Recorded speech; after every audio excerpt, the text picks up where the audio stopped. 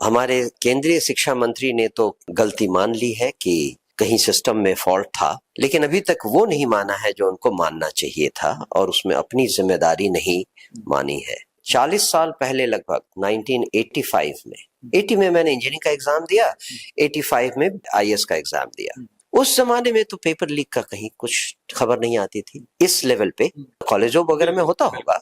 अंतर कब से शुरू हुआ, जरा ध्यान दीजिए। ये अंतर तब से शुरू हुआ जब सरकार ने एग्जाम कंडक्ट करवाने की जिम्मेदारी किसी दूसरे ऑर्गेनाइजेशन को सौंप दी और उन संस्थानों ने कोचिंग इंस्टीट्यूशंस के सहारे अपना वर्चस्व बनाना चाहा। आज जो भी हो रहा है उसमें 100%, और मैं दावे के साथ कहता हूं 100% इन कोचिंग इंस्टीट्यूट्स का हाथ है।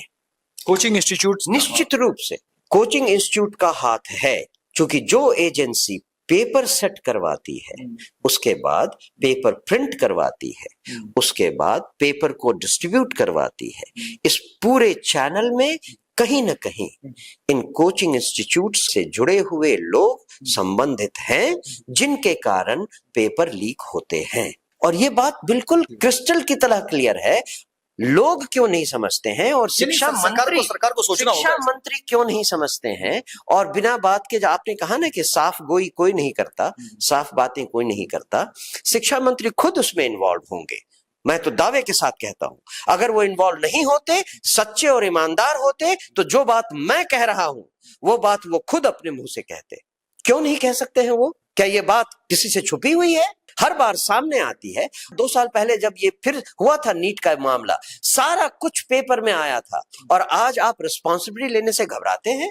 मैं शिक्षा मंत्री को कहता हूं, धर्मेंद्र प्रधान को। तो हो गया, कहा जा रहा है कि 22 लोगों की गिरफ्तारी हो गई। वो तो लीपापोती है भाई। जिनको आप गिरफ्तार कर रहे हैं उनके बाद क्या आप ये गारंटी देते हैं कि ये सिस्टम बदल जाएगा?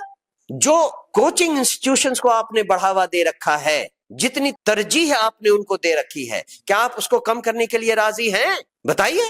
यानी ये जो व्यवस्था है उसको बदलना होगा, नहीं तो फिर ये निश्चित रूप रुकेगा नहीं। और हर किसी को साफ गोई करनी पड़ेगी, साफ साफ ईमानदारी से काम करना पड़ेगा। अगर आपने बेईमानी से कोई भी काम किया तो आप नाक रगड़ते रह जाएं। आप इसको ठीक नहीं कर सकते जो पिछले 30 सालों से आप करते आ रहे हैं। फिर ये चलता रहेगा, फिर ये चलता रहेगा। इसको रोकना असंभव है, क्योंकि जो बेईमान आज 100 रुपए के लिए बेईमानी कर रहा है, वो जब 500 रुपए का देखेगा तो वो बेईमान से ईमानदार कैसे हो सकता है भाई? जिस शेर के मुंह में एक बार खून लग गया वो तो आदमखोर हो ही जाएगा।